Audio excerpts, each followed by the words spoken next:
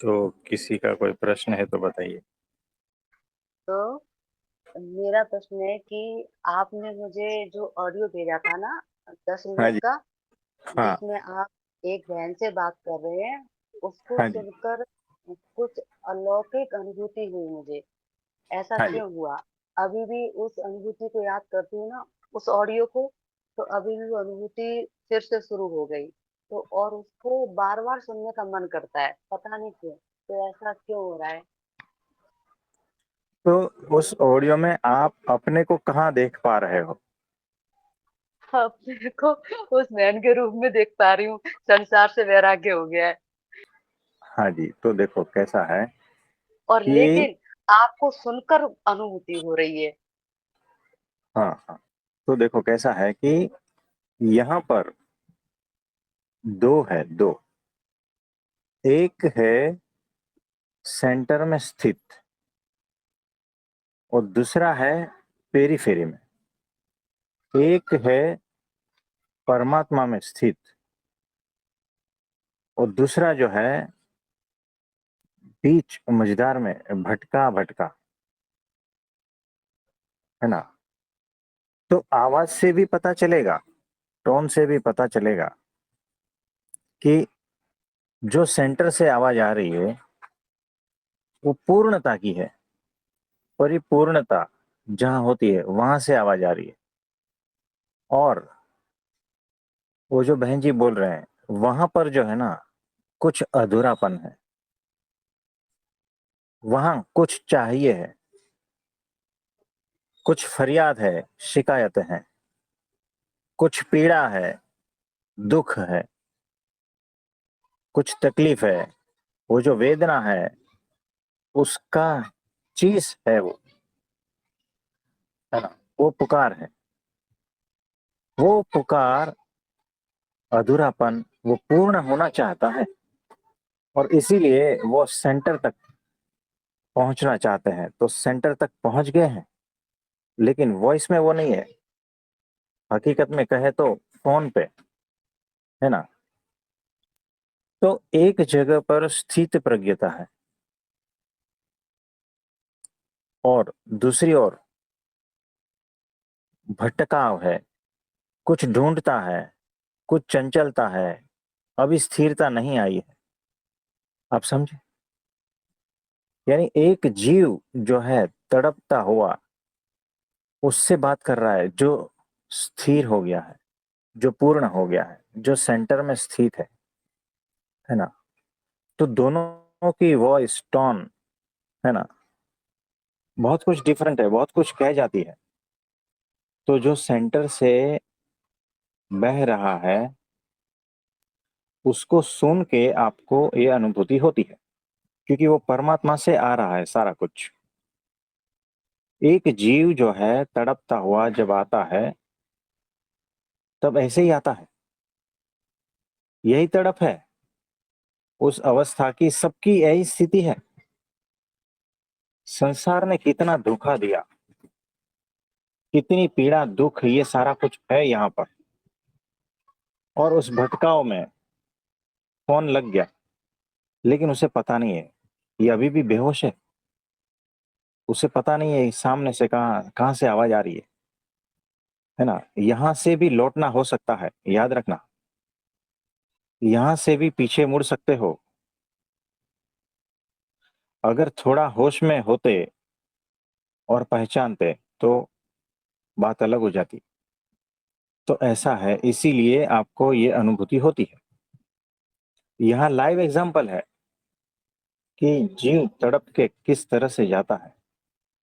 यही पीड़ा, वेदना, तकलीफ जो है ना अर्जुन की रही होगी, और उतनी ही स्थिरता से, उतनी ही मक्कमता से कृष्ण जवाब दिए जा रहे हैं।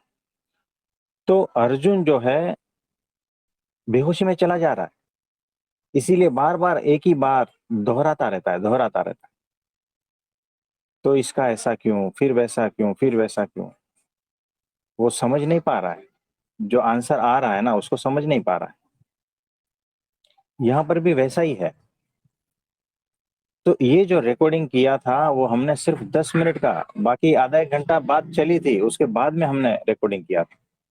क्योंकि वो निरंतर बार बार वही फरियाद, तकलीफ, पीड़ा उसको बताए जा रहे थे, है ना। और बेहोशी में पीड़ा है, लेकिन फिर भी बेहोशी है अभी भी। तो एक तरफ होश है, एक तरफ बेहोशी है, संवाद नहीं हो पाएगा ठीक से। तो जब वो स्थिरता आएगी धीरे धीरे धीरे, तब संवाद अच्छे से घटित होगा। यहाँ पर वो डिफरेंस है, आपको दिखेगा। इसमें और कुछ पूछना चाहते हो? हाँ, मुझे यही पूछना था कि जब से वो ऑडियो सुनी है ना, अंदर एकदम अलग सा कुछ हो रहा है। अभी भी आप उसके बारे में बात कर रहे हो ना, अभी भी मेरे अंदर वही घूम रहा है। मतलब आपके शब्द घूम रहे हैं, आपका वो करुणामयी वात्सल्य वाले शब्द, वो सारा कुछ घूम रहा है मेरे अंदर। मैं उसको ये कई ऐसा ही बार सुन होता है। चुकी हूँ। तो ये ऐसा ही होता है कि वो जो जीव की तड़प, वो जब आता है, तो परमात्मा जो है ना, अत्यंत करुणावान है, अत्यंत कृपालु दयालु है, वो सारा कुछ बहता है। तो ऐसा है। जब आप बोल रही थी ना उस ऑडियो में बहन से कि हाँ भगवान सुनना है, सुनने का, तब मेरे अंदर ये भाव आ रहा था कि वो ये बोल रही थी मुझे कब मिलेंगे। तो मेरे अंदर आ रहा था कि मतलब वो अब अपने दुख में, जो भी संसार से उन्होंने ठोकर खाई है, उसमें इतना दुखी है कि सामने भगवान से बात कर रही है, फिर भी बार बार ये बोल रही है कि वो मुझे स्कूल में चाहिए, वो मुझे स्कूल में चाहिए। मतलब मैं क्या बताऊं, वो तो सुन के इतना कुछ हुआ है मेरे अंदर ऑडियो कि मैं शब्दों में नहीं बता सकती। मतलब वो हाँ, पूरा मतलब अणु परमाणु में बस गया है। जो भी आपका संवाद हो रहा था और जो आपके मुख से शब्द निकल रहे थे, वात्सल्य वाले, करुणामयी वाले, वो तो एकदम हृदय में ऐसे बस गए हैं कि मैं शब्दों में आपको बता नहीं सकती हूँ। तो देखो कैसा है कि वो इतने पीड़ा में थे, उनकी जो पुकार थी ना, वो आत्मा की पुकार है, प्राणों की पुकार है वो, है ना। तो ऐसे में हमें कुछ ऐसा ही कहना पड़ता है ना। देखो कैसा है कि जब जीव की प्राणों की पुकार होती है ना, उसके सामने वो प्रकट हो ही जाता है। अगर पहचान नहीं पाते ना, तो लौटना हो जाता है। वो क्या कह रहे थे पता है? मुझे परमात्मा सामने चाहिए, प्रकट, जिंदा। वही तो कह रहे थे ना बार बार। हाँ, वही बोल रहे थे बार बार। यही सुन के मुझे लग रहा था कि वो ये बोल रहे हैं और परमात्मा सामने है, फिर भी वो संसार से इतना ठोकर खाई है कि वो पहचान नहीं पा रहे हैं। इसी चीज का मेरे अंदर भी करुणा आ रहा था उनके लिए। हाँ हाँ। तो एग्जैक्टली यही है कि वो बेहोश है, उसे पता नहीं है बात हो रही है, उसे पता नहीं है। तो अगर उसे वो सेंस होती, भीतर से वो पहचानने की ताकत होती ना, वो सेंस खुल गई होती ना, तो तुरंत पहचान लेते। इसीलिए हमने उनको कहा कि हमारे महान स्वामी जी जो है ना, वो। और कभी कभी वहां जाकर भी अगर पहचानने की दृष्टि नहीं है ना, तो भी नहीं पहचान पाते। आप समझे? यानी भीतर तड़प है, लेकिन पर्दा भी पड़ा है, पहचानोगे कैसे? ये उल्टी और ज्यादा तड़प है, ये ज्यादा दयनीय स्थिति है, तकलीफ है, पीड़ा है, बहुत कुछ है, प्राणों की पुकार है। लेकिन वो जो पर्दे पड़े हैं ना, आंख उसे पहचान नहीं पाती सामने होते हुए भी। ये सबसे ज्यादा दुखदायक स्थिति है। अगर वो आंखें भी है, तड़प भी है ना, काम तुरंत बन जाता है। वो अभी भी परिपक्व नहीं है। उन्होंने हमसे 1 साल पहले फोन किया था, उसके बाद में कोई कांटेक्ट नहीं। आप समझे? तो इसको क्या समझे, क्योंकि वो उनका रोना देख के तो मुझे भी लग रहा था, क्योंकि इस तरीके से उनके संवाद था ना कि बॉडी बॉडी में दर्द करता है, चिल्लाती है, मतलब इतना भयानक संवाद था उनका। तो फिर क्या कमी रह गई जो वो। देखो कैसा है, बॉडी बॉडी में दर्द, यानी वो कहना चाह रहे थे कि मैं इतनी पीड़ा से भरी हूं, अगर मुझसे कोई बोले ना तो भी मैं रो पड़ती हूँ। इतनी पीड़ा से भरे हैं, इतने धोखे खाए हैं जगत की ओर से, बचपन से, है ना। तो कोई अगर छू दे ना तो भी वो रो पड़ते हैं। यानी कहने का मतलब ये है कि वो जैसे पानी का बैग भरा है और उसमें अगर कोई छू दे ना तो पानी बहने लगेगा, वैसा वो पीड़ा से भरे हुए हैं। कोई छू दे तुरंत रोने लगे। इतनी पीड़ा है जीवन में, इतना दुख है, समय कम है और फरियाद बहुत है, और सामने है उसे पहचान नहीं पा रहे। ये ऊपर से और पीड़ादायक है। इस जीव की तड़प देखो, उसकी वेदना देखो, आप समझे। यहाँ देखने वाली बात यह है कि वो तो आके चले गए थे, लेकिन 1 साल के बाद भी हमने उनको ढूंढ कर, क्योंकि हमारे बैक ऑफ द माइंड था कि ऐसा एक तड़पता जीव है, ऐसा एक तड़पता हुआ जीव है जो ढूंढ रहा है परमात्मा को, किसी भी तरह से शांति को ढूंढ रहा है। ये हमारे माइंड में चलता था, लेकिन व्यस्तता की वजह से वो 6,000 नंबर में से हमें उसका नाम तक पता नहीं था। तो किसको ढूंढे, क्या ढूंढे। तो आज वो मिल गया। अब उनका जो है ना पूरा का पूरा ट्रीटमेंट होगा, है ना। तो जो देखो उनकी तड़प कैसी है, उसे पता है ये शरीर राख होने वाला है अगले पल, इतना तक पता है उसे। लेकिन फिर क्या, उसने कहा कि इसी जन्म को जो है ना और एक्सटेंड कर दो, लेकिन मुझे वापस नहीं आना है इस दुनिया में। ये उनकी तड़प आप समझ रहे हो। तो भगवान जो है ना ऐसे जीव को छोड़ते नहीं है। कहीं ना कहीं से जो है ना उनकी तड़प है ना, तो कहीं ना कहीं से वापस ढूंढ लेता है ना। तो अब पूरा मरम्मत हो जाएगा। नमस्ते। हाँ जी, नमस्ते, बोलिए। इससे मैंने तो ये सीखा कि हम भी भटक भटक के आपके पास आए हैं। समय कितना कीमती है, एक पल भी मतलब खोए ना। और आपके बहुत बहुत आभारी रहे। हाँ जी। प्रभु जी प्रणाम। तो हाँ जी, बोलिए। इस जिस टॉपिक पे आप बात कर रहे हैं, तो वो टॉपिक में एक जो इम्पोर्टेंट पॉइंट है जो आपने और तृप्ति जी ने डिस्कस किया, वो ये था कि भगवान सामने भी खड़े हैं ना, परंतु हम हम्म, अपने दिमाग में और अपने प्रॉब्लम्स पे ही ध्यान लगा के इतने उलझे हुए हैं कि हमें एक तो ये नहीं समझ आ रहा कि भगवान सामने खड़े हैं। दूसरी बात, अगर भगवान किसी भी रूप में हमारे सामने सॉल्यूशन भी लाके रखते हैं ना, तो भी हम्म, हम सिर्फ प्रॉब्लम के बारे में ही सोचने में इतने ज्यादा उलझे हैं कि हमारी दृष्टि सॉल्यूशन पे नहीं जाती है।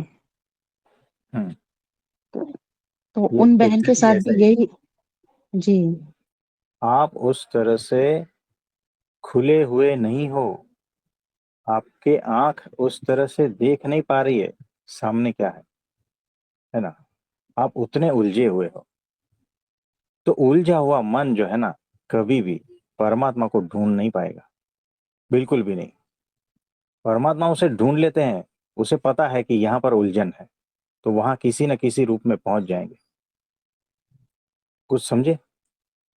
जहां अशांति है, जहां तकलीफ है, जहां पीड़ा है, जहां प्राणों का प्रश्न है ना, वहां पर परमात्मा पहुंच ही जाता है किसी न किसी रूप में।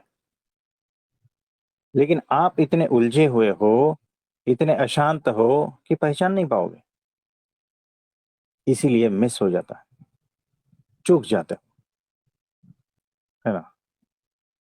हाँ जी, बोलिए। जी।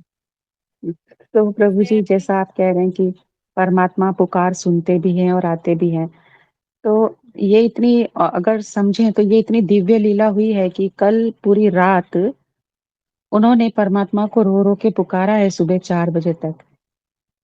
और ये कैसा कोइंसिडेंस है ना प्रभु जी, कोइंसिडेंस तो कहना गलत ही है कि आपने उनका नंबर ढूंढा और आपने उनको कॉल किया, यानी परमात्मा ने तो कॉल लगा दी, लेकिन मनुष्य जीव इतना अपने में ही उलझा है, इशारों को भी समझ नहीं पाता।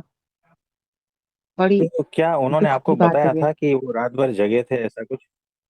हाँ जी प्रभु जी, उन्होंने बताया कि कल वो पूरी रात इतने ज्यादा डिस्टर्ब थे कि वो पूरी रात रोते रहे हैं और पूरी रात रो-रो के परमात्मा को पुकारा है उन्होंने, कि तू कब तक मुझे इस तरह से हारते हुए देखता रहेगा, है ना? मैं तो सरेंडर भी हो चुकी हूँ, ऐसे सब बोला और सुबह 4 बजे तक वो कह रहे थे मैं रोई। जब हमने ये सुना ना, तो प्रभु जी हमारी तो आँखों में आँसू थे और हम उनको बोले कि परमात्मा तो आपकी डोरबेल बजा रहे हैं। अब आप अपना डोर ओपन करने को ही रेडी नहीं हैं, तो परमात्मा भी क्या करे ना, वो खड़े हैं, इंतज़ार ही कर रहे हैं। आप ओपन करें और वो एंटर हो जाएँ। तो हम उस वक़्त ही ये दिव्य लीला जैसे ही समझ आई प्रभु जी, बहुत पहले आपने एक बार हमें ये कहा था कि और सबको ही कहा हुआ है सत्संग में किसी न किसी रूप में कि जैसे-जैसे आप उसको समझते जाओगे ना, उसकी महिमा को समझते जाओगे, तो आश्चर्य का भाव आपके भीतर आएगा। तो प्रभु जी बस ये आश्चर्य के ही भाव आ रहे हैं कि क्या दिव्य लीला खेलते हैं, कि वहाँ से पुकार उठी और यहाँ से 6000 नंबरों में से वो एक नंबर ढूँढ करके आप उन्हें कॉन्टैक्ट कर रहे हैं। ये छोटी-मोटी घटना तो है ही नहीं प्रभु जी। हाँ जी। और इससे पहले भी एक दिन ऐसा केस हुआ था प्रभु जी, याद है? तो वाणी जी के वीडियोज़ देख रहे थे और आपको याद आ गई वो मैडम। वो वाणी जी को पुकार रहे हैं और आपको वो मैडम याद आए और आपने हमें उनसे कॉन्टैक्ट करने को कहा। और तब ये सारा खेल समझ में आया कि किस प्रकार ये लीला खेली जा रही है। तो बहुत अद्भुत लीला चल रही है प्रभु जी। हाँ जी। तो जो पुकारते हैं ना, किसी न किसी रूप में जो है ना, वहाँ पहुँच ही जाते हैं। ये ऐसा है, तो इसीलिए जो है ना आप निश्चिंत रहो, आप तक पहुँच ही जाएगा, अगर प्राणों का पुकार है। आप समझे? जी। ये बात है। प्रभु जी प्रणाम। हाँ जी, प्रणाम। बोलिए, बोलिए। प्रभु जी, इतना प्रसाद पास तक आ गया और अगर शिष्यों को ज्ञान नहीं है तो आप क्यों नहीं खोलते गुरु जी आंखें हमारी? हम तो बोले जा रहे हैं, खोले जा रहे हैं, समझ में तो आना चाहिए। थोड़ा रुक के शांत होकर बैठ के सुनना तो चाहिए, क्या कह रहे हैं, है ना? हमने कहा कि आप अपने में ही इतने उलझे हो। यानी कैसा है पता है? 2 साल का बच्चा बहुत रो रहा है। वो रोने में इतना उलझा हुआ है, उसे चाहिए आइसक्रीम। दुखी है, पीड़ित है, भूखा है, उसे चाहिए आइसक्रीम और रोता है, रोता है, रोता है। आंखों में इतने आंसू है, दर्द के, पीड़ा के, कि सामने उसकी माँ आइसक्रीम लेके खड़ी है ना, उसे दिखाई नहीं देता। आंखें पोंछने के बाद भी नहीं दिखाई देता, क्योंकि उसे रोना है, उसे दुखों में लिप्त होना है, क्योंकि इतने वक्त से आदत बन गई है। उन्होंने उस दुख पीड़ा को ही अपना जीवन मान लिया है, उसमें से वो छूटना नहीं चाहते। आपने देखा होगा, छोटा सा बच्चा है ना, जो भी मिलेगा ना उसको लपेट लेता है। यानी अगर उसके पास अगर बड़ा सा पत्थर है ना और वो डरा हुआ है ना, तो पत्थर को गले लगा लेता है। हम्म। पत्थर में कुछ भी नहीं है। इसी तरह से आपने दुखों के पहाड़ को गले लगा के रखा है कि यही मेरा जीवन है, इससे मैं नहीं छूटूंगा। वो छुड़ाने के लिए आए हैं, लेकिन आपने ऐसा कुछ, क्योंकि जीवन भर दुख देखा है ना, तो दुख को छोड़ने का डर होता है हम्म। कि कहीं ये दुख चला जाएगा तो मेरा जीवन कैसा हो जाएगा।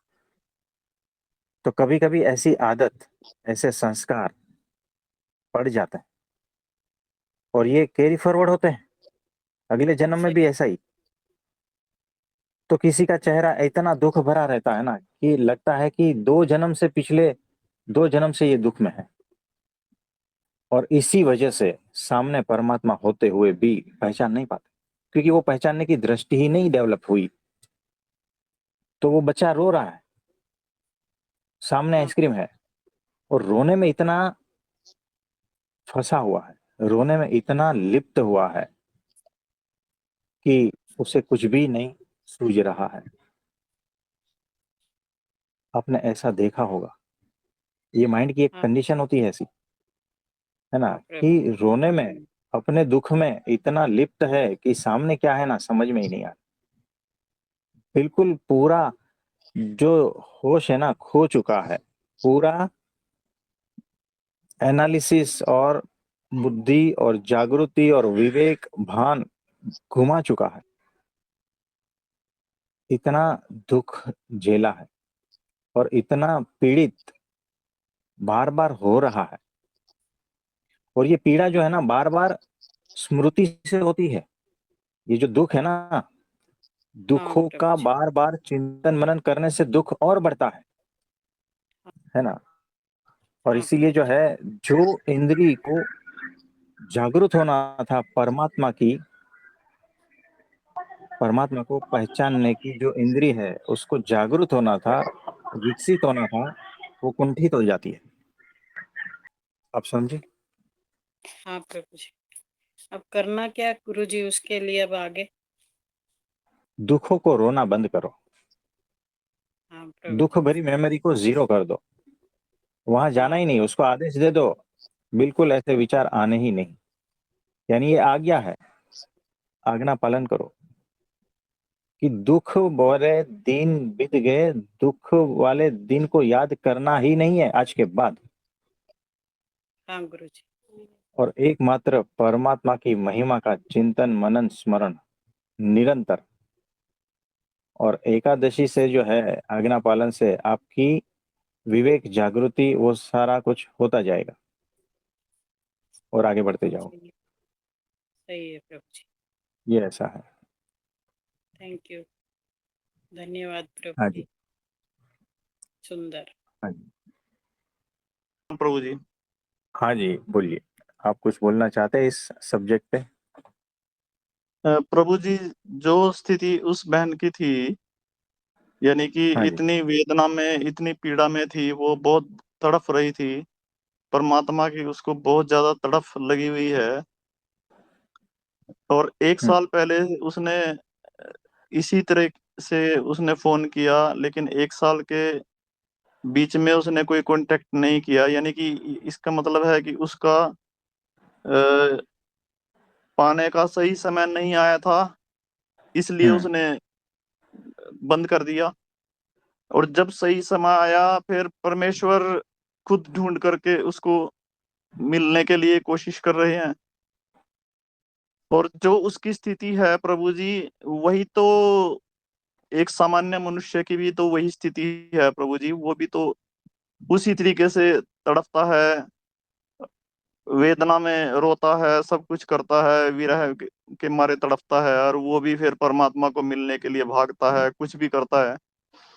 तो वो परमात्मा के द्वार तक फोन के माध्यम से आई, उसने शब्द सुने परमेश्वर के, और शब्दों के माध्यम से उसको है ना एक आशा की किरण नजर आने लगी कि भाई ये हो सकता है मेरा समाधान यहाँ पे हो जाए, मुझे वो शाश्वत सुख की प्राप्ति यहाँ पे हो जाए।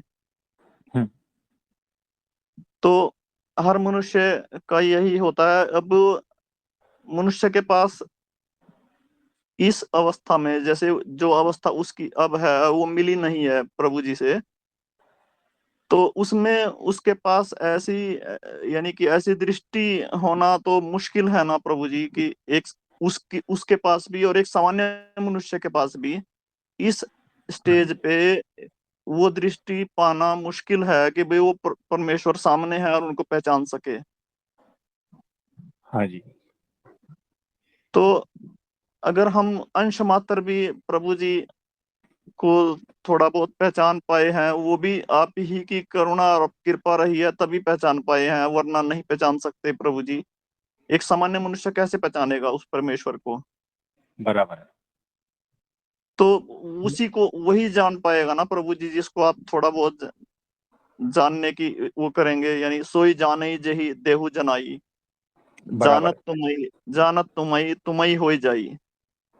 बराबर है। बराबर है। कि एग्जैक्टली। आपके पास हजारों लोग मिलते हैं, हजारों पेशेंट भी अब वहां पे आते हैं, तो एक भी आदमी आपकी मर्जी के बगैर आपको जान नहीं सकता जी। चाहे उसकी कितनी भी तड़फ हो, कितनी भी वेदना हो, वो जब तक आप नहीं जनवाएंगे कैसे जान लेगा प्रभु जी। एग्जैक्टली, ये बात एकदम परफेक्ट है। तो वो अगर लौट जाए या कुछ भी हो जाए, सब कुछ संभव है, सब कुछ स्वाभाविक है, हो सकता है जी लौट भी सके, क्योंकि जी वो पहचान ही नहीं पाई। हाँ जी, बराबर है, ऐसा ही है। तो वो अभी जो है वो दृष्टि धीरे धीरे अभी डेवलप होगी, क्योंकि अभी जो है 21 तारीख को एकादशी आ रही है ना। तो जी एकादशी के माध्यम से उनमें वो जागृति आएगी। जो भीतर जहर पड़ा है ना जगत के प्रति, वो जहर साफ होना है। कोई फरियाद भीतर रहनी नहीं चाहिए, तब वो पहचानने लायक होंगे। जब तक भीतर फरियाद है ना, नहीं पहचान जी पाओगे। सही है प्रभु वो जी। ग्रंथि है, वो ग्रंथि है। जब तक संशय है, संशय ग्रंथि और कंप्लेनिंग ग्रंथि, फरियाद को क्या कहते हैं, शिकायत ग्रंथि, है ना। शिकायत और कुछ प्राप्ति की इच्छा। हाँ, वो सारी कुछ जो है, ये सारी ग्रंथियां पड़ी है। जी ये बड़े बड़े गांठे हैं ना, आंखों के सामने है, नहीं दिखेगा कुछ भी। तो धीरे धीरे ये पिघलेगी, और कार्य अभी चालू हो गया है। देखते हैं अब कब तक वो इस पर चलते हैं, है ना। जी प्रभु जी। तो ऐसा है। हाँ जी, और किसी का? प्रणाम प्रभु जी। हाँ जी, उमेश भाई बोलिए। प्रभु जी, ये दुख में, जीवन में सुख दुख और प्रारब्ध परमात्मा का ये संबंध कैसा कैसा होता है? जैसे हम कहते हैं ना कि जीवन में दुख इसलिए है कि आप माया से निकल सको और होश में आ सको। हाँ जी, और फिर जब प्रभु जी होश में आने के लिए भी जब हम परमात्मा के पास जाते हैं तो यही लेके जाते हैं फिर कि वो दुख दुख दूर हो सके हमारा। हाँ जी। तो देखो, हमने कैसा किया है पता है। हम दुख में होते हैं ना, तब हम चिल्लाते हैं। और वो चिल्लाना क्या है, कि वापस से सुख हो जाए, है ना। उसके लिए हम चिल्लाते हैं। तो चिमटा निकालते हैं, पता है आपको। नहीं प्रभु जी, वो नहीं पता। यानी, चिंता निकालना। हाँ, शरीर पे मैं चिमटा निकालना, चिमटा। हाँ आपने कभी देखा? हाँ, चूटी हाँ, काटना। मतलब हाँ हाँ हाँ, पता है ना प्रभु है ना? तो चिमटा निकालना पता है ना। जी। जी प्रभु तो किसी को चिमटा निकालते हैं तो चिल्लाता जी। जी छोड़ जी देते हैं तो बंद हो जाता है ना। जी। यानी उसको दुख हुआ तो चिल्लाया। वो चिल्लाना यानी पुकार, दुख की पुकार। और उसके लिए वहां से पुकार ऐसी है थी कि इसको छोड़ो तो मैं शांत हो जाऊं, यानी दुख हटेगा तो मैं शांत हो जाऊं। सारा जीवन इसी में खत्म हो जाता है। मनुष्य के जीवन में दुख है, वो चिल्लाता है। दुख है इसीलिए चिल्लाता है। उस चिल्लाहट में, उस वेदना में, पीड़ा में, वो पुकार यही रहती है, प्रार्थना, कि किसी भी तरह से ये दुख दूर हो जाए ताकि मैं पुनः वही स्थिति में हो जाऊं।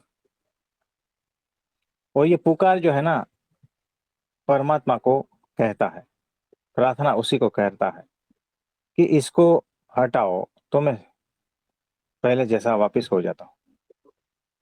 तो दुख और सुख उसके लिए सिर्फ उतना ही है। जी आप समझ। जी और प्रभु भगवान जी। का संबंध उसके लिए सिर्फ उतना ही है, कि दुख में है तो पुकारा भगवान को, वापस सुख हो गया, मतलब कि वो पीड़ा हट गई तो उसने सुख मान लिया, बस।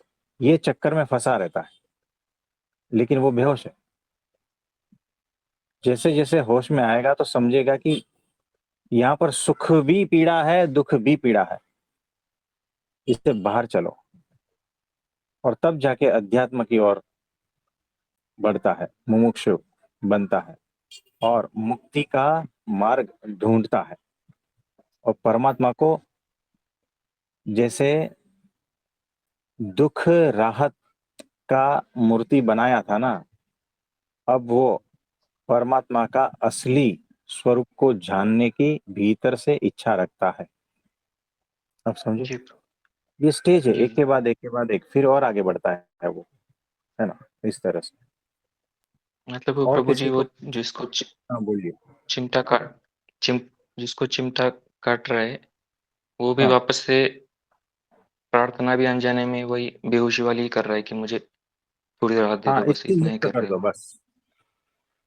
मतलब मैं जिस स्थिति में हूं ना, अच्छा है ना, मेरे 2-4 बच्चे हैं, एक आध 2 मकान है, अच्छी सी नौकरी है और शरीर थोड़ा स्वस्थ है, ये मजा का जिंदगी है। इसमें थोड़ा इधर उधर हिलेगा ना तो मैं से सहन नहीं होगा, तो मैं जाऊंगा मंदिर, भगवान को पुकारूंगा, कंप्लेन करूंगा, तूने मुझे ऐसा क्यों दिया दुख, वापस इसको ले ले और मुझे मेरे हाल पे छोड़ दे, बस यही मेरी जिंदगी है ना। इसी तरह से सब मनुष्य करते हैं, सब जीव इसी में फंसा है ना। और इसी को ही जो है अपना सब कुछ मानता है, इसी को ही सुख मानता है कि 2 मकान है, तीसरा हो गया, अरे बहुत सुखी हो गया। कब राख का ढेर हो जाएगा ना, पता नहीं चलेगा।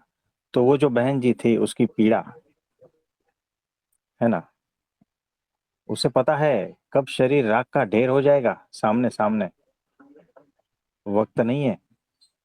और वक्त नहीं है तो दूसरा जन्म नहीं लेना है, इसी जन्म को थोड़ा एक्सटेंड कर दो ताकि वो जो कार्य है वो पूरा करना है ना। ये पीड़ा है। प्रभु जी, जब वो पीड़ा में वो एक लेवल के बाद में जब परमात्मा को पुकारता है, तो बाद में परमात्मा ऐसा नहीं कि उसे मतलब रिलीफ ही दे दे, वो तब तक देंगे, फिर वो उसको पूरा ही छोड़ा देंगे, ऐसा ही ना उसमें। हाँ, परमात्मा की करुणा अगर हकीकत में देखा जाए तो उसका पूरा का पूरा मुक्ति करना है, कि अब इसको पूरा उठा लेना है, यानी जन्म मरण के चक्कर से हटा देना और इसको निहाल कर देना है। ये उनकी करुणा है। उसको सिर्फ टेम्पररी दुख से मुक्ति नहीं देनी है, उनका प्लान अलग है। तो उनके प्लान में आपका प्लान फिट नहीं होता है, इसीलिए आप चिल्लाते हैं, है ना। तो ऐसा चल। जी प्रभु जी। और प्रभु जी, फिर हम कैसे देखें हमारे दुखों को, या ऐसे जैसी परिस्थितियाँ बदलती रहती है, तो फिर उसमें हम कैसे देखेंगे फिर? तो परिस्थितियां आती जाती रहेगी। तो जो भी परिस्थितियां है मेरे जीवन में जो घटित हो रहा है, वो एकमात्र परब्रह्म की ही कृपा से है। कर्तारता वही है। और सारा कुछ जो हो चुका है, जो हो रहा है और जो आगे होगा, वो मेरे हित में ही है, मेरे अच्छे के लिए ही है। और वो उसका कर्ता हर्ता मेरे परब्रह्म परमात्मा है, मेरे गुरु है। बस यही दृष्टि रखनी है, यही समझ रखनी है, और कोई समझ काम नहीं आएगी। दूसरी सारी समझ भटकाने वाली है। ये एक ही सौड़ी समझ है, यानी सीधी समझ है, सही समझ है ना। जी प्रभु जी। जी प्रभु जी, हाँ जैसे आप बात कर रहे थे ना, तभी आ रहा था फिर दिमाग में कि अगर दुखों से मतलब आदमी परमात्मा की तरफ जा रहा है, तो सुख भी आ रहा है तो वो दूर जा रहा है ना। तो अभी आप हाँ बता रहे हैं जैसे कि फिर वो दुख भी कुछ नहीं है, सुख भी कुछ नहीं है, आपको संभव में आना ही पड़ेगा उसमें। हाँ जी। जी प्रभु जी, तो यही और था। किसी का कोई प्रश्न है तो बताइए। धन्यवाद प्रभु जी। हाँ जी। प्रणाम प्रभु जी। हाँ जी, प्रणाम मुकेश भाई, बोलिए बोलिए। प्रभु जी, जो आपने अभी वीडियो भेजा था, तो हाँ उसके बारे में ही कुछ बताना था। बोलिए। मतलब प्रभु जी, जो भी आपसे 1% हमने सीखा है अभी तक, तो उसके आधार पर मैं बताना चाहता हूँ। यदि प्रभु जी कुछ गलती हो गई तो मुझे बता देना उसी टाइम पे। तो प्रभु जी इस वीडियो में ना होश और बेहोशी दोनों के बारे में पता चल रहा था। इसमें एक पता चला कि माया के डंडे पड़ने के बाद क्या हालत होती है, ये समझ में आ गया। मतलब प्रभु जी सभी जगह से धोखा मिलने के बाद और सभी जगह से दुख मिलने के बाद अब ये स्थिति आ गई है कि बस अब भगवान और कुछ नहीं। तो ये प्रभु जी स्थिति अच्छी है। और दूसरा उसमें एक है जो ये अभी स्थिति है तो वो होश की स्थिति है, ये ठीक है। तो इसमें और एक बेहोशी की बात ये लगी कि उन्होंने उसमें कहा था कि विकार मेरे अंदर नहीं है, उसने कभी लिया ही नहीं। और भी उन्होंने कहा था कि मेरे पाप कट चुके हैं, सब जन्म की सजा खत्म हो गई है। तो प्रभु जी ये बेहोशी हुई ना, क्योंकि सत्पुरुष अभी तक मिले नहीं, तो अपने आप ये कैसे डिसाइड कर लिया कि सब सजा खत्म हो गई है और मेरे अंदर कुछ विकार नहीं है। तो ये बेहोशी हो सकती है ना, ये एक पता चला। और एक था कि जो हर एक का क्वेश्चन रहता है कि भगवान चाहिए, जल्दी चाहिए, जन्म व्यर्थ हो रहा है, मुझे उस रूप में ही चाहिए। तो ये भी एक बेहोशी हो गई और इसकी वजह से ही डिले हो गया। और प्रभु जी एक भी ये और एक लगा कि यदि ये बेहोशी खत्म नहीं हुई और जैसा उन्होंने सोचा था कि मुझे ऐसा ही भगवान चाहिए, प्रत्यक्ष रूप में चाहिए और जल्दी चाहिए, और वैसे नहीं मिले भगवान, तो दूसरी जगह पे जाना और फिर भटकाओ। और इसका भी डर था और शायद वैसे ही हुआ, इसके लिए 1 साल और डिले हो गया, क्योंकि भगवान सामने आए थे, फिर भी इस वजह से वो डिले हो गया बेहोशी की वजह से। और इसमें और एक पता चला कि बेहोशी कितना घुमा सकती है, क्योंकि परब्रह्म परमात्मा सामने मिल गए हैं, फिर भी 1 साल का भटकाव हुआ, ये एक पता चला। और अंत में ये एक सीख मिली कि इतना सब होने के बावजूद भी भगवान कितने सहजता से और कितने शांत होके आंसर करते हैं, ये भी सीखने के लिए मिल गया। हाँ जी, बराबर है, अद्भुत। किसी को बोलना है बोलिए। धन्यवाद प्रभु जी। प्रभु के साथ रहना, आप हमेशा उंगली पकड़ के। सुनो, ये आप कह रहे हो ना, हाँ प्रभु जी। ये आप हमें कह रहे हो, क्या उस बहन ने हमें कहा था क्या प्रभु जी? उस बहन ने हमें कहा था क्या हमें छोड़ना मत? 1 साल पर पहले प्रभु ऐसा जी, कुछ भी नहीं कहा था। प्रभु जी आखिरी बार जब वो चिल्लाई ना प्रभु जी, तो कुछ तो अंश आपके साथ उसका जुड़ गया ना प्रभु जी। तो वो जो वेदना है ना, वही बताती है, हाँ प्रभु जी। परमात्मा छोड़ते नहीं है ना? आप छोड़ दोगे, परमात्मा नहीं छोड़ता। धन्यवाद, धन्यवाद। हाँ जी, और किसी को कुछ कहना है? हेलो। हाँ जी, बोलिए। जैसे कि लोग परमात्मा को पहचान भी लेते हैं, है ना, यहाँ पर ग्रुप में भी बहुत सारे आते हैं, पहचान भी लेते हैं, रोते हैं, चिल्लाते हैं और बोलते हैं हमें बहुत अनुभूति हुई, आप ही परमात्मा हो, कहीं नहीं जाएंगे। इतना रोने चिल्लाने के बाद, अनुभूति के बाद, आपको सत्पुरुष मानने के बाद, परमात्मा के दर्शन करने के बाद भी चले जाते हैं। तो इसको लेके बताइए कुछ। जैसे बहन बोल रही थी हाथ में छोड़ना। हाँ, तो ये होता है, ऐसा होता है। तो देखो,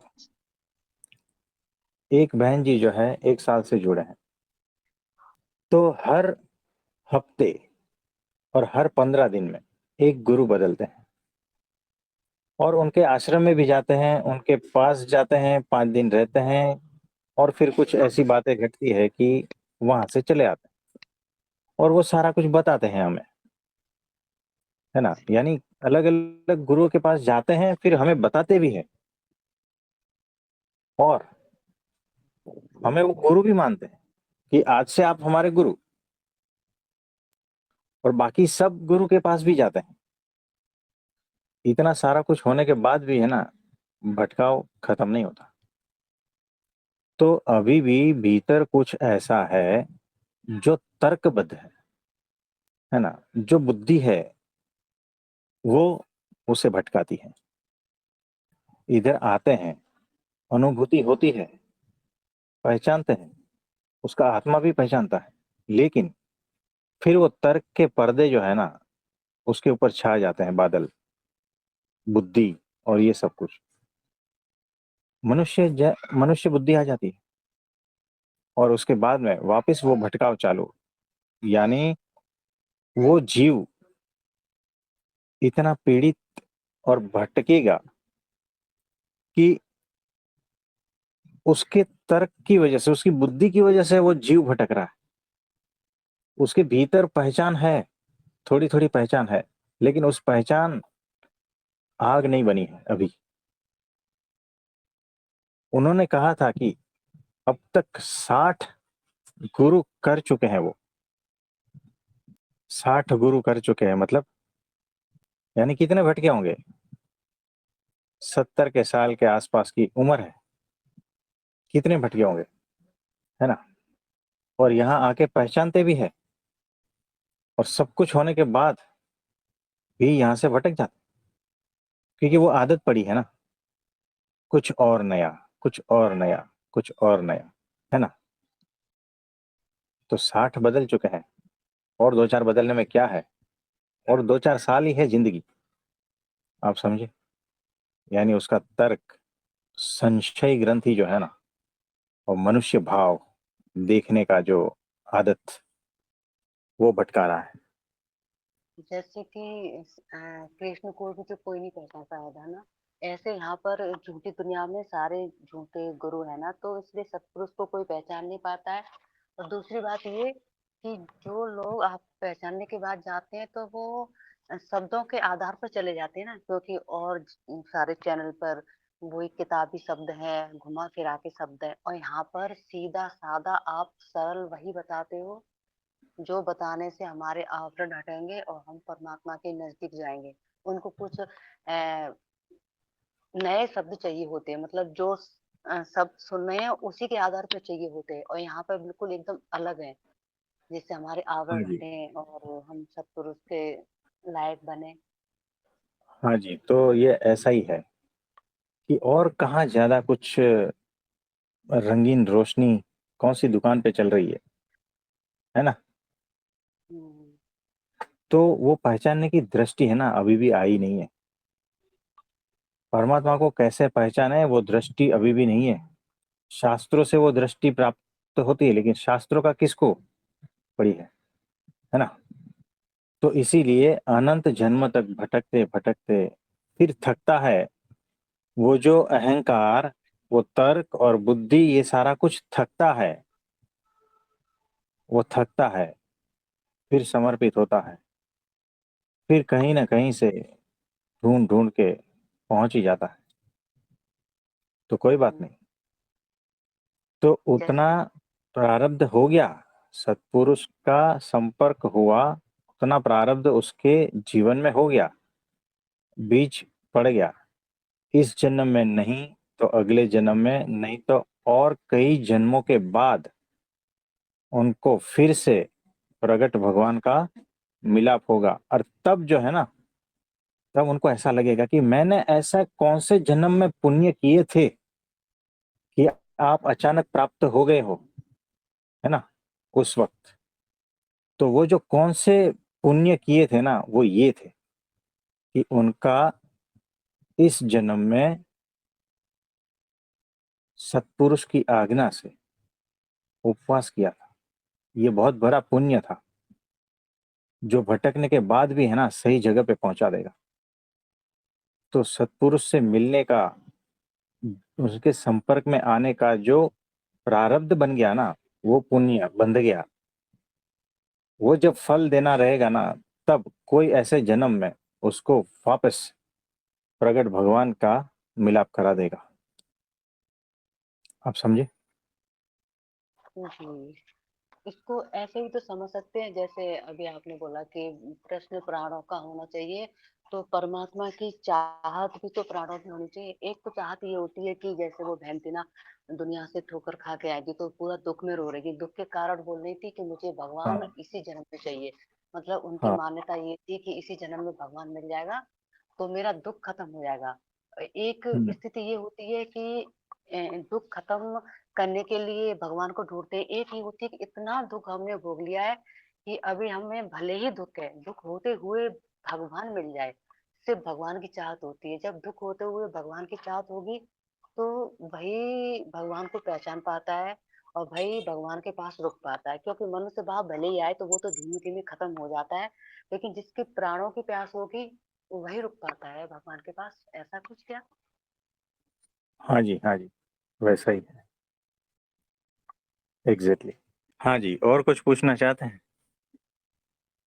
बस यही आपने एक बार बोला था ना कि प्रगट भगवान के साथ तलवार, दो धारी तलवार पे चलने जैसा है। तब मैं कहती थी कहीं चलने जैसा नहीं है, बड़ा आसान है। अभी समझ में आता है। हाँ, जैसे ये आपने ऐसा। बोला मनुष्य भाव नहीं आना चाहिए, और जो लोग छोड़ के जाते हैं इतना सब कुछ होने के बाद, रोने के बाद सब कुछ चले जाते हैं, तो ये सच में दो धारी तलवार पे चलने जैसा है। और दूसरा ये कि कभी भी सत्पुरुष हमारा हाथ छोड़ते ही नहीं। हमें लोग अपने अहंकार के कारण, मान्यताओं के कारण, मनुष्य भाव के कारण सत्पुरुष का हाथ छोड़ देते हैं, ये भी पूरा सत्य है। हाँ जी, तो बस इतना ही बोला था, थैंक यू। हाँ जी, हाँ जी। और किसी का कोई प्रश्न है तो बताइए। प्रभु जी, हमें इसमें ये जानना है कि हम्म।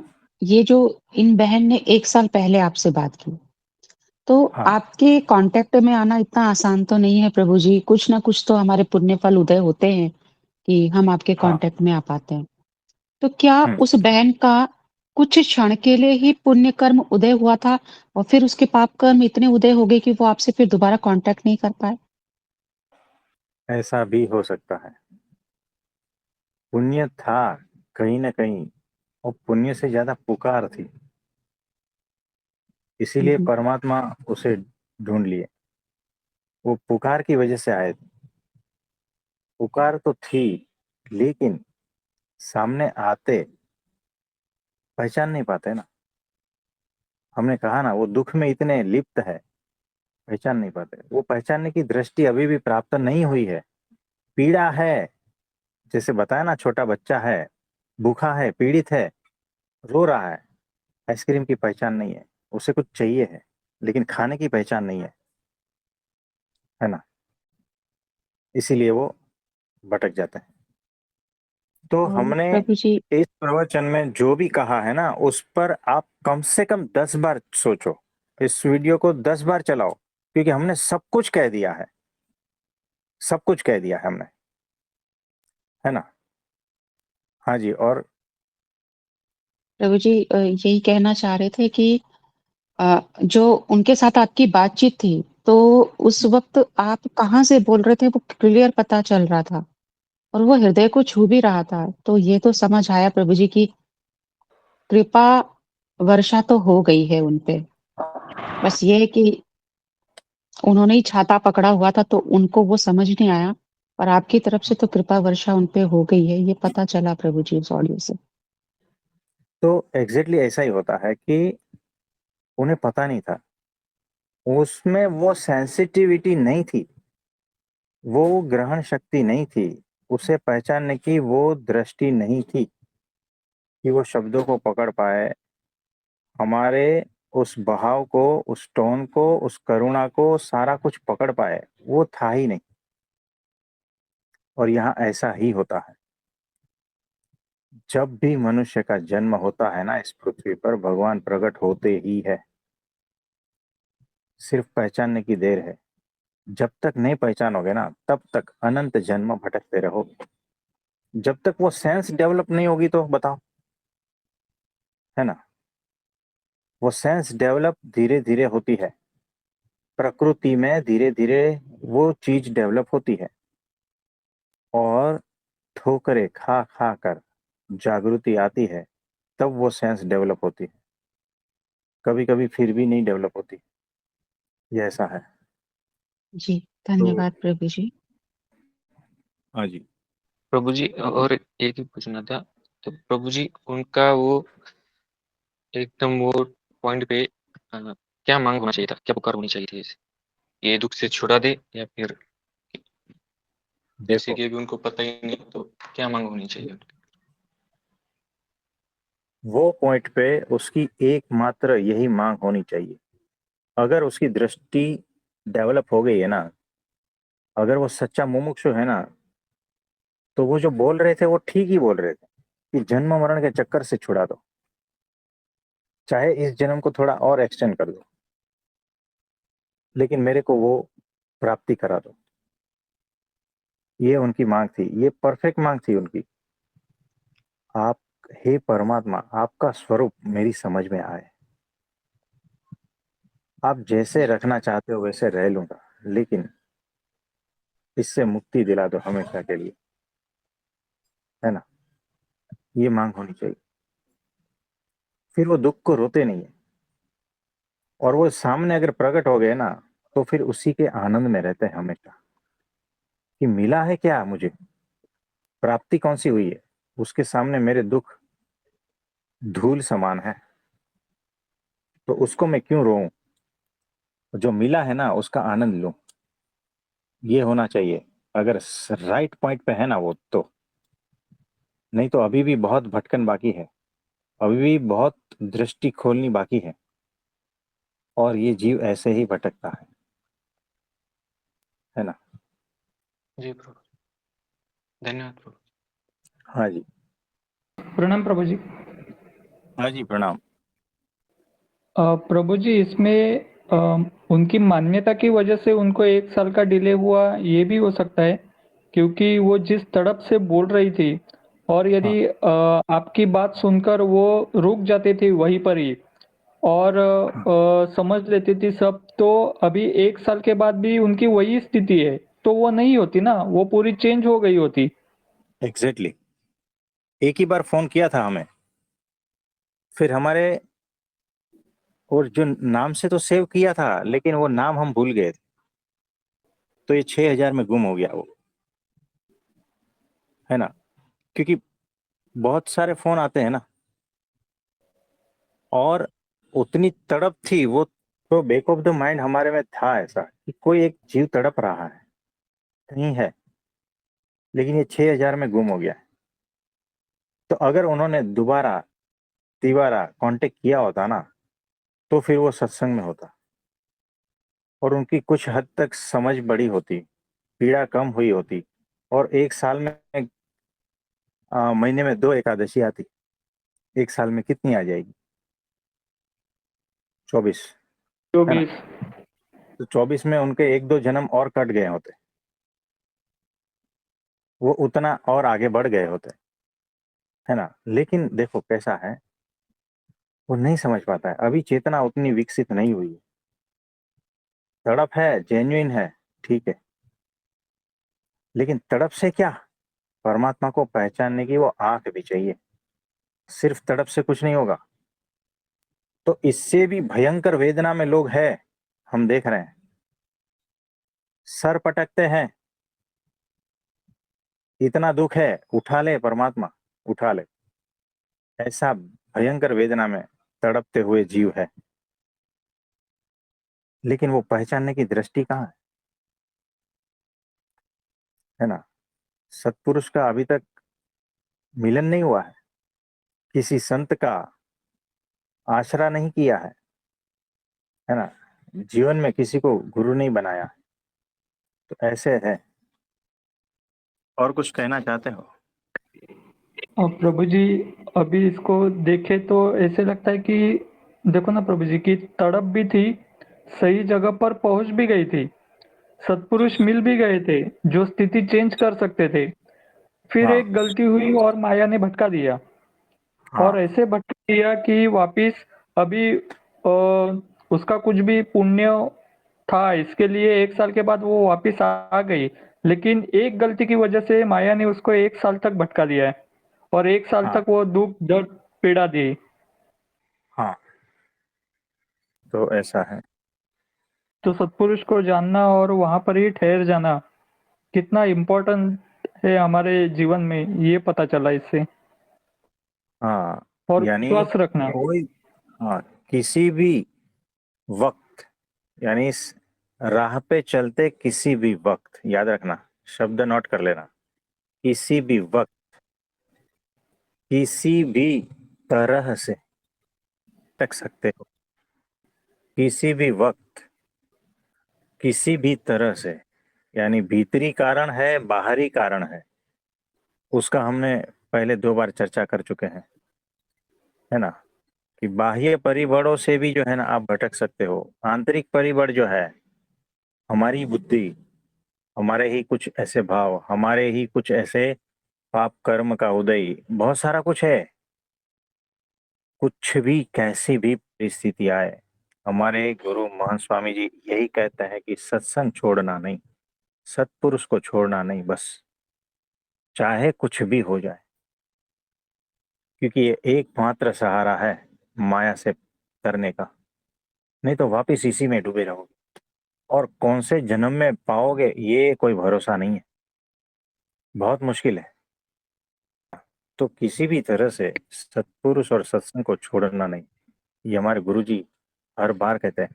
हमें अभी ऐसा लगता है कि हम नहीं छोड़ पाएंगे सत्संग को, हम कैसे छोड़ पाएंगे, ये हमारा प्राण है और हम नहीं छोड़ेंगे, ये अभी की स्थिति कह रहे हैं।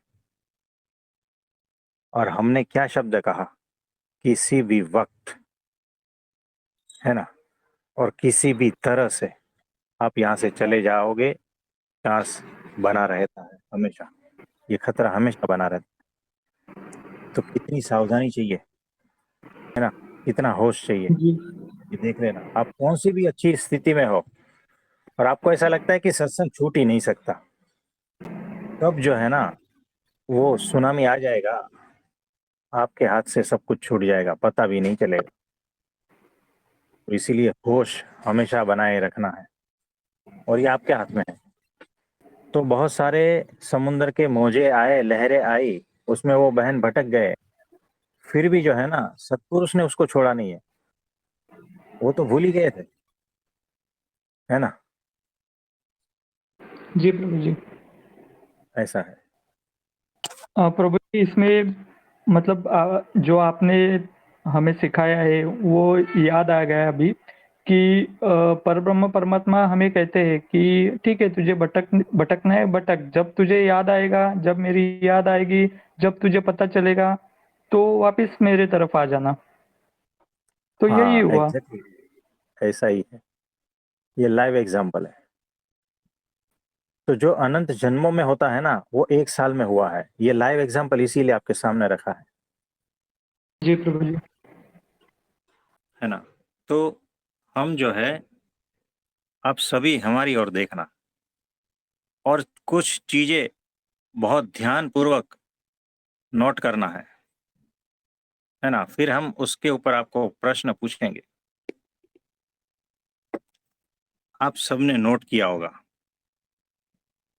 हमने क्या पिया, मुकेश भाई आप बताओ। प्रभु जी कुछ भी बता नहीं सकते, पता क्यों? ही नहीं है इसमें प्रभु जी।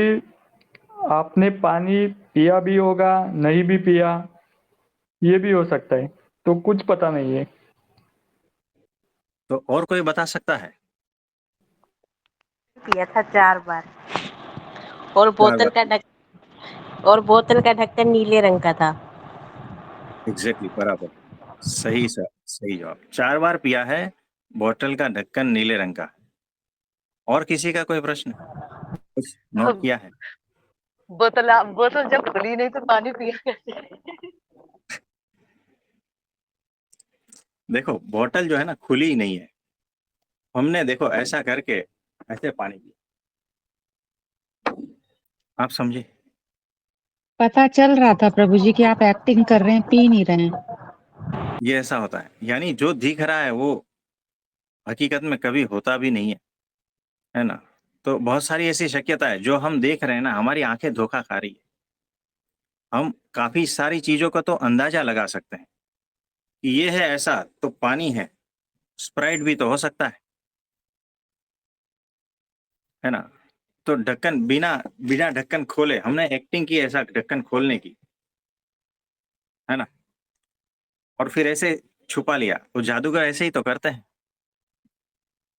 है ना? तो हकीकत में हमने पानी पिया ही नहीं है, हमने सिर्फ पानी पीने की एक्टिंग की है। लेकिन माइंड कैसे पकड़ लेता है, आंखों ने जो चीज देखी है ना, वो 10% है, और उसका माइंड जो है ना 90% अपने हिसाब से पकड़ लेता है।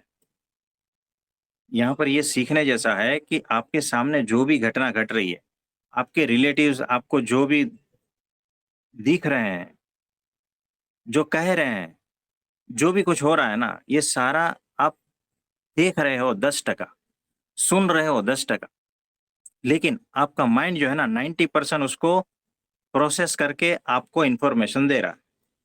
यहाँ पर आपको सावधान होना है कि चीजें जैसी है वैसी देखो, है ना?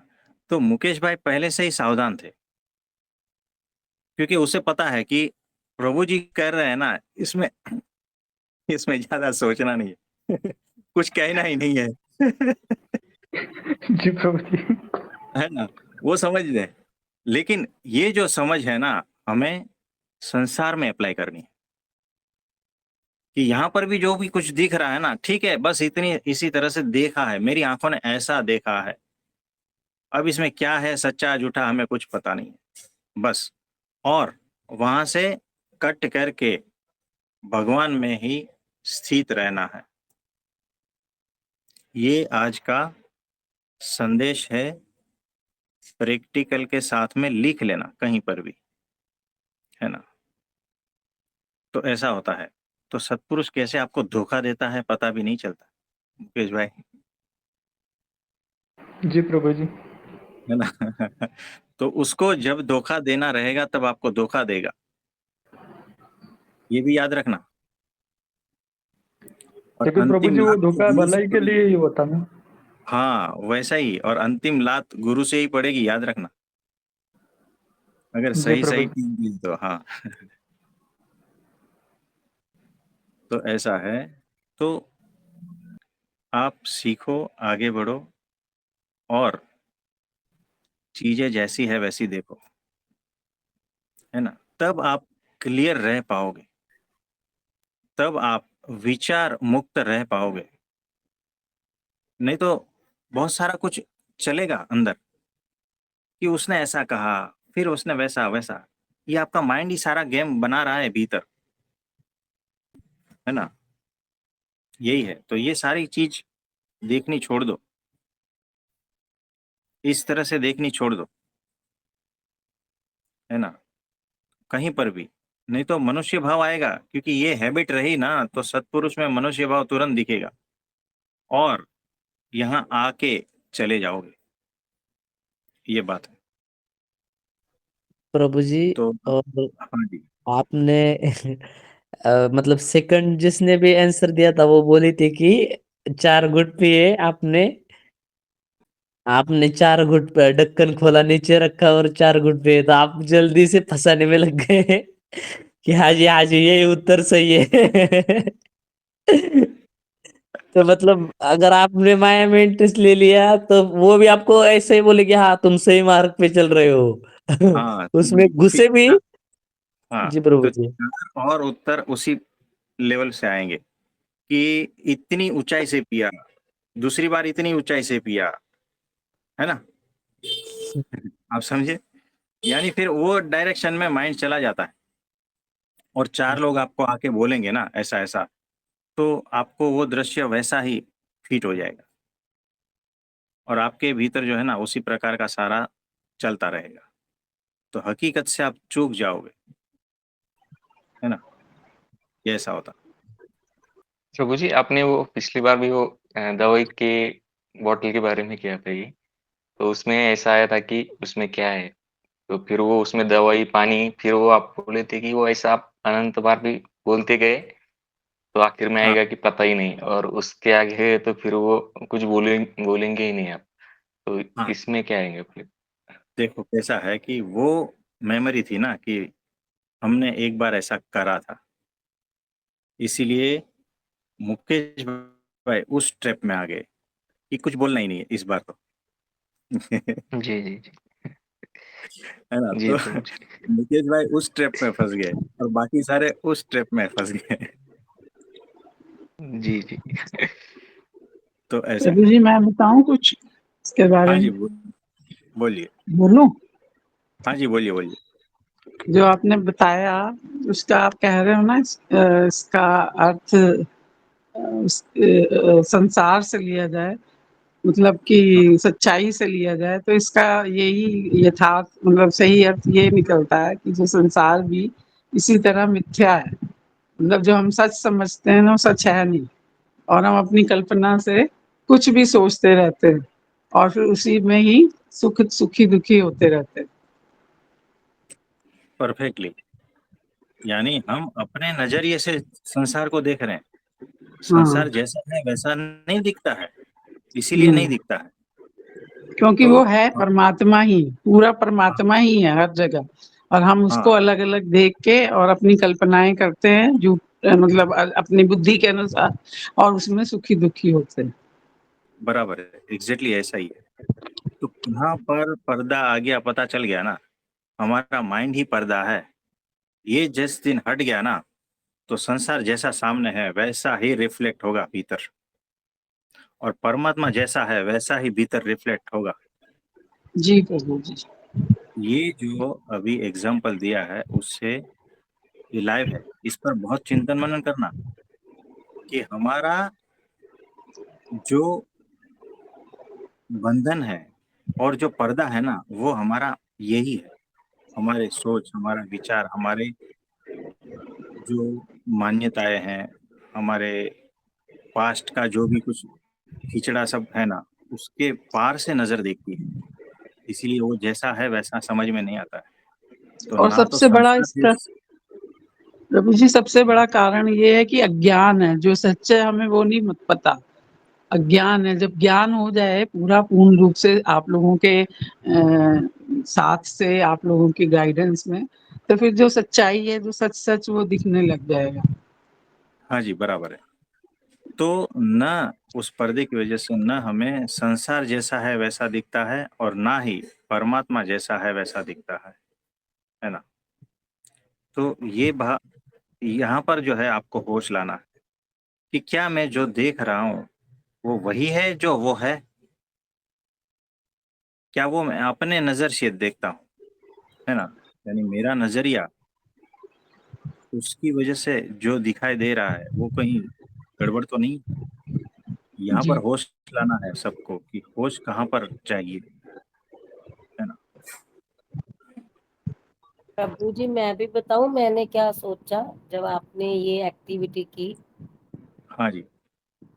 तो मेरे को तो ये समझ में आया कि प्रभु आपको प्रसाद दे रहा है और आप उसको ग्रहण कर रहे हो, यानी कि आत्मसात कर रहे हो। हाँ जी, ये भी होता है। यानी हमारे भीतर जैसा है वैसा दिखता है। यानी किसी को ऐसा लगेगा कि 4 घूंट, यानी उसका मतलब ये हुआ कि स्वप्न, जागृत, सुषुप्ति और तुरिया, 4 हम पार कर गए। ऐसा भी अर्थ निकालते हैं। तो 4 घूंट जिंदगी के सर किसी को ये भी लगेगा 4 घूंट हाँ, जिंदगी। हाँ, ये भी होता है ना? तो अगर 2 घूंट लिया होता ना तो ये लोग सोचते हैं कि अमिताभ बच्चन बना, 2 बूंद जिंदगी, फोलियो। हाँ, तो जैसा भीतर चल रहा है ना वैसा बाहर देखते हो आप। यही होता है। तो बहुत संभल के चलना है, अध्यात्म का रास्ता है। कब भटक जाओगे पता नहीं चलेगा। तो हमेशा सत्संग में रहना है और सत्पुरुष को नहीं छोड़ना है ना? तो धीरे धीरे वो दृष्टि भी आती जाएगी, ऐसा है। तो बड़ा अद्भुत बात है। सभी के लिए प्रार्थना करते हैं कि सभी को वो निर्दोष दृष्टि प्राप्त हो, कि सब कुछ निर्दोष दिखे। सब कुछ निर्दोष दिखना यानी चीजें जैसी है वैसी देखना, है ना? तो वो निर्दोष बुद्धि, निर्दोष दृष्टि प्राप्त हो, उसके लिए भगवान से प्रार्थना करते हैं। और सबको बहुत बहुत आशीर्वाद है।